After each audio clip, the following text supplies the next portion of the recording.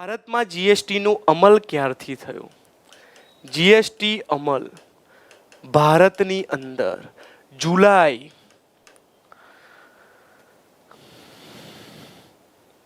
ક્યારે થયો? જુલાઈ 1 2017. હા, જુલાઈ 1 2017. પ્રથમ જુલાઈ 2017 દિવસે જીએસટી અમલ સમગ્ર ભારતમાં થયો છે. જીએસટી અમલ સમગ્ર ભારતની અંદર થયો છે. સમજાય છે? ચલો, એના પછી પ્રથમ રાજ્ય કયું હતું? તો આસામ રાજ્ય હતું જેને જીએસટીનો અમલ કર્યો. આસામ પ્રથમ રાજ્ય છે જીએસટી અમલ કરનારું. બરાબર, ચલો ડન. 1 જુલાઈ 2017. બરાબર, યસ, રજૂ કરવામાં આવ્યું નહીં, આપણે અમલ જ યાદ રાખવાનો. બરાબર, કે સમગ્ર ભારતમાં જીએસટીનો અમલ ક્યારે થયો? 1 જુલાઈ 2017 થી અમલ. બરાબર, 1 જુલાઈ 2017 થી અમલ થઈ ગયો. ચલો, હા, ઓકે. બીજી વસ્તુ પરીક્ષામાં પૂછાય કે જીએસટી સંદર્ભે જે કર પ્રણાલી છે, જીએસટી સંદર્ભે કર પ્રણાલી કેટલા પ્રકારની છે? આવો પ્રશ્ન પૂછાય. એટલે જે ટકાવારી આવે છે, 5%, બરાબર, 10%, 12%, 15% જે હોય, તો મને નંબર આપો. કુલ કેટલા ટકા પોર્શન છે કર પ્રણાલી જીએસટી ની અંદર? કેટલા ટકા પોર્શન છે? યસ વિદ્યાર્થી મિત્રો, આન્સર મી. જીએસટી સંદર્ભે કર પ્રણાલી કેટલા પ્રકારની છે? ટકાવારી ઇન શોર્ટ કેટલા ટકા છે?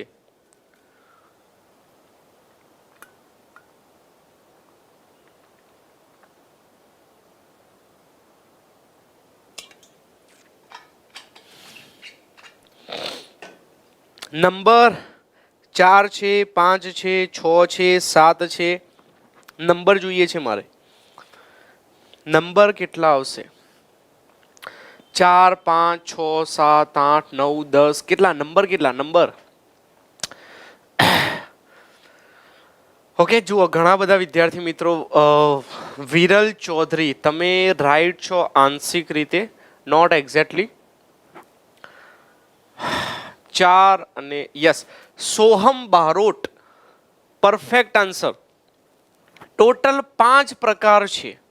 કેટલા છે? 5. નંબર યાદ રાખજો, 5. કેટલા? 5. કયા કયા 5? જુઓ, 0%, 5%, 12%, 18% અને 28%. યસ, 4 છે. Hardik, yes, you are also right. 5. બરાબર, ફક્ત 2 વિદ્યાર્થી મિત્રોએ જવાબ આપ્યો છે 5. ઓકે, 3 કે 4? નહીં નહીં નહીં, તમે આ 0%નો સ્લેબ નથી ગણ્યો અને અહીંયા જ ભૂલ થઈ જાય. સામાન્ય રીતે આપણને એવું લાગે ભાઈ 0%નો સ્લેબ એડ કરવાની જરૂર જ ક્યાં છે? આ નોટંકી જ છે ને. બરાબર, 0%નો સ્લેબ એડ કરવાની જરૂર જ ક્યાં છે? હા, પણ કર્યું છે. એના પાછળ એક કારણ છે. શું કારણ છે? 0%ના સ્લેબની અંદર જે પણ વસ્તુઓ છે, હા, 0%ના સ્લેબમાં વસ્તુઓ છે, હા, નો ડાઉટ, એના ઉપર કોઈ પણ જાતનો કર લેવાતો નથી. 0% એટલે કોઈ પણ જાતનો કર નથી. એવું જ થયું ને? સમજાય છે? ઓકે, તો કોઈ પણ જાતનો કર લેવાતો નથી, રાઈટ. છતાં પણ 0%ના સ્લેબમાં વસ્તુઓ છે. કેમ?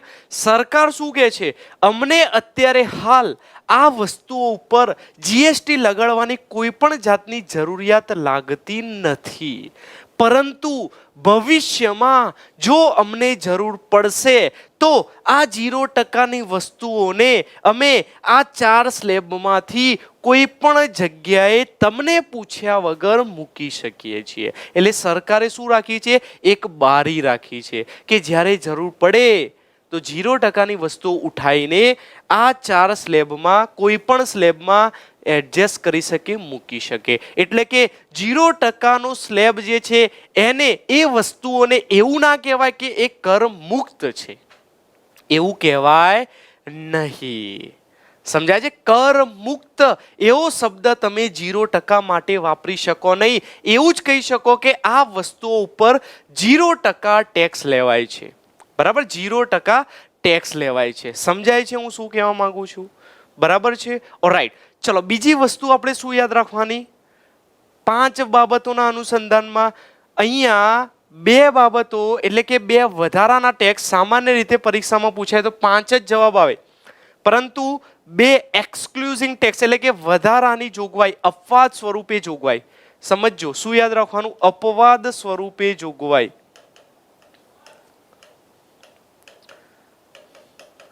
અપવાદ સ્વરૂપે જોગવાઈ કરવામાં આવી છે. કઈ જોગવાઈ કરવામાં આવી છે? હા, ટેક્સ સંદર્ભે અને રેટ સંદર્ભે જોગવાઈ કરવામાં આવી છે. કયા બે જુઓ? એક છે 0.25% અને બીજું છે 3%. આ અપવાદ સ્વરૂપે સામાન્ય રીતે જોગવાઈ કરવામાં નહીં આવે.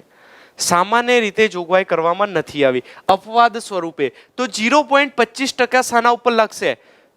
તમે કુંડળી, એસ્ટ્રોલોજી, જન્માક્ષર એના બેઝ ઉપર કોઈ ભૂદેવને મળ્યા હોય, વિદ્વાનને મળ્યા હોય તો કયું હશે કે ભાઈ મંગળ પહેરો, સૂર્ય પહેરો, બરાબર, શનિ પહેરો, બુધ પહેરો, ચંદ્ર પહેરો, આવું બધું કયું હોય? તો ઇન શોર્ટ જે પણ આંગળીની અંદર આપણે નંગ ધારણ કરીએ છીએ, બરાબર, જે પથ્થર આવે છે એ કિંમતી પથ્થર જેને આપણે કહીએ છીએ એના ઉપર 0.25% ટેક્સ લાગશે. કિંમતી પથ્થરો. અને એ જે સ્ટોન છે, એ જે કિંમતી પથ્થરો છે, એ જે નંગ છે, જે ધાતુમાં તમે પહેરો છો, સોનું, ચાંદી, તાંબુ, પિત્તળ, પ્લેટિનમ, સમજાય છે? તો એ કિંમતી ધાતુ એના ઉપર શું લાગશે? 3%. ક્લિયર?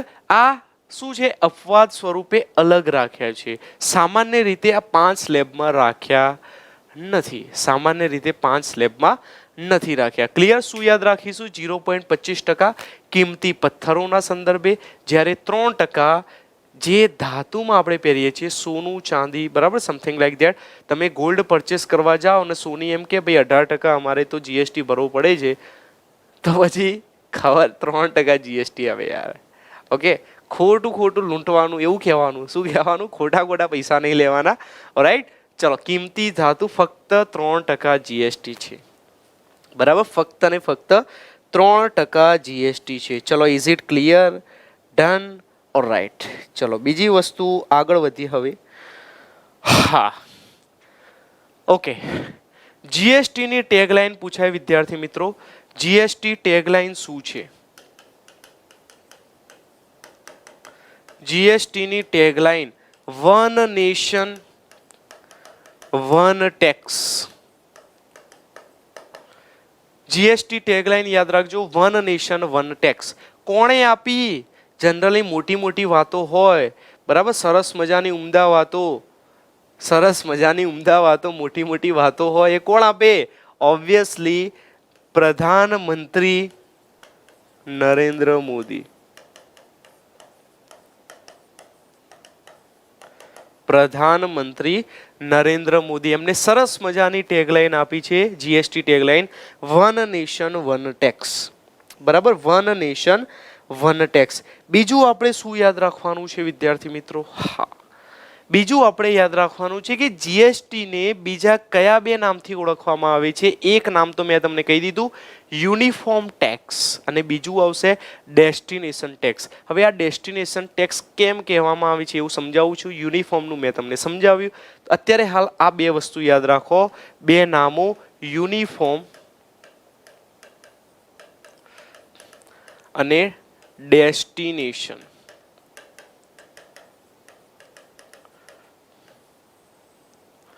ક્લિયર? યુનિફોર્મ ટેક્સ અને ડેસ્ટિનેશન ટેક્સ આ જીએસટી ના 2 નામો છે. હવે ડેસ્ટિનેશન ટેક્સ હું તમને સમજાવવા જઈ રહ્યો છું.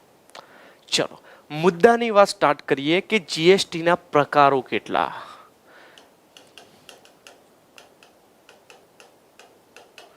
યસ, 4 પ્રકારો છે, બરાબર. Mittal, very good. 4 પ્રકારો છે. કયા? C GST, S GST, I GST અને યુટી જીએસટી, બરાબર. ટોટલ કેટલા પ્રકારો છે? 4. ચલો, જીએસટી ના અંતર્ગત ગુડ્સ એન્ડ સર્વિસ ટેક્સ બધામાં કોમન આવશે.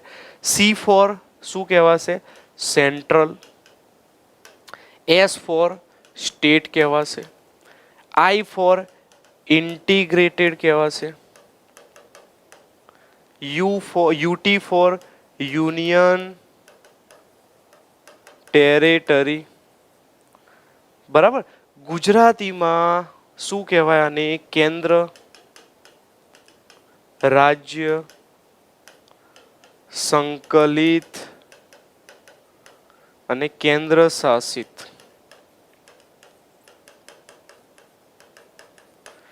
ચલો ક્લિયર?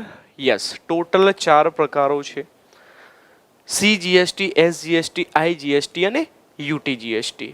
બરાબર. બધાના ફૂલ ફોર્મ ખબર હોય. આ તો ખબર હશે સેન્ટ્રલ સ્ટેટ. ખાસ આ યાદ રાખજો, ઇન્ટિગ્રેટેડ આવે. શું આવે? ઇન્ટિગ્રેટેડ. યસ. આઈજીએસટીમાં આઈ ફોર ઇન્ટિગ્રેટેડ, યુનિયન ટેરેટરી પણ તમને ખબર હશે. ઓલરાઈટ.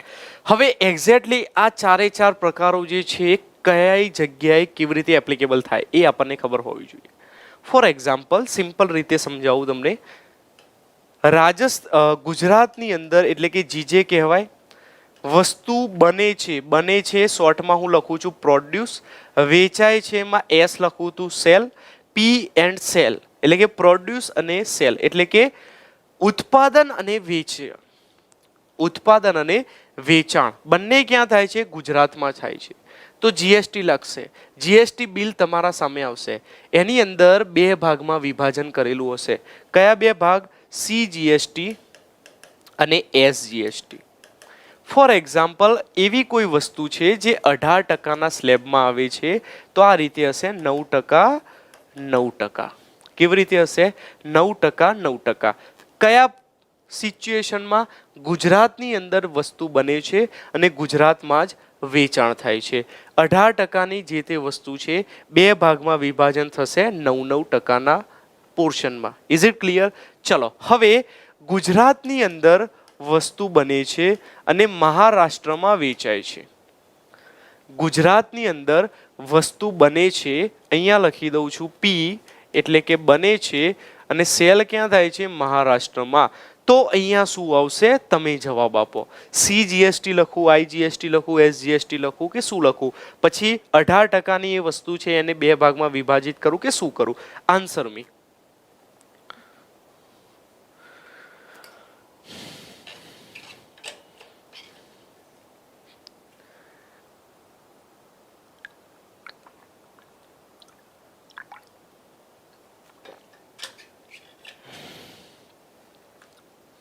ચલો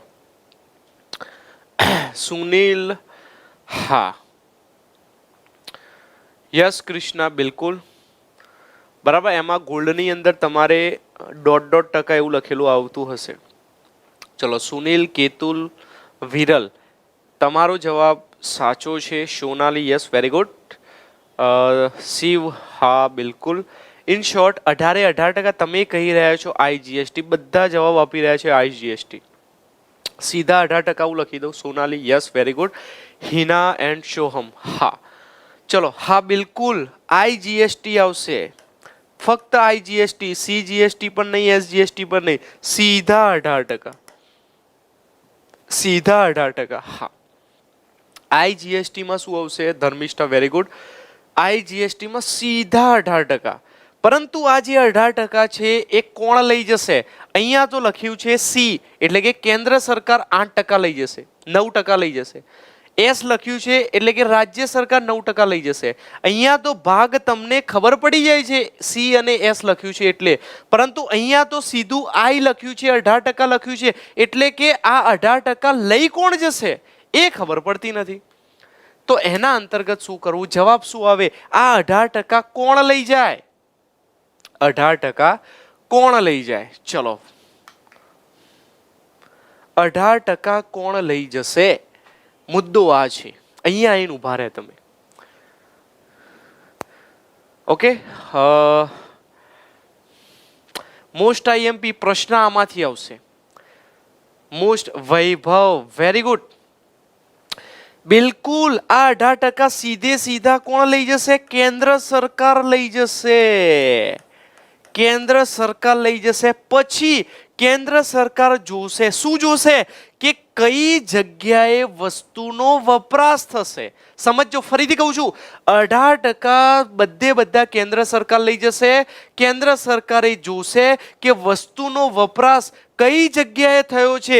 વસ્તુનો વપરાશ થયો છે મહારાષ્ટ્રમાં, એટલે કે આમાંથી 9% મહારાષ્ટ્રને આપી દેશે. એટલે એવું કહી શકાય કે જે જગ્યાએ વસ્તુ પહોંચી એ રાજ્યને અડધો ભાગ મળ્યો.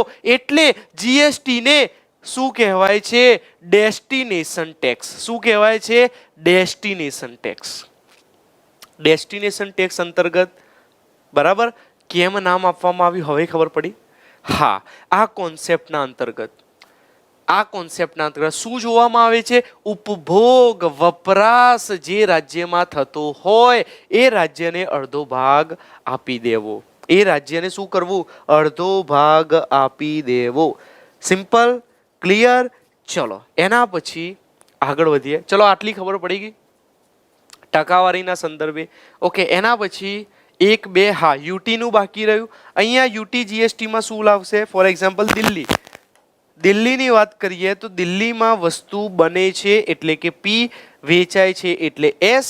તો બંનેમાં શું લાગશે? યુટી જીએસટી અને સી જીએસટી. સી જીએસટી અને યુટી જીએસટી.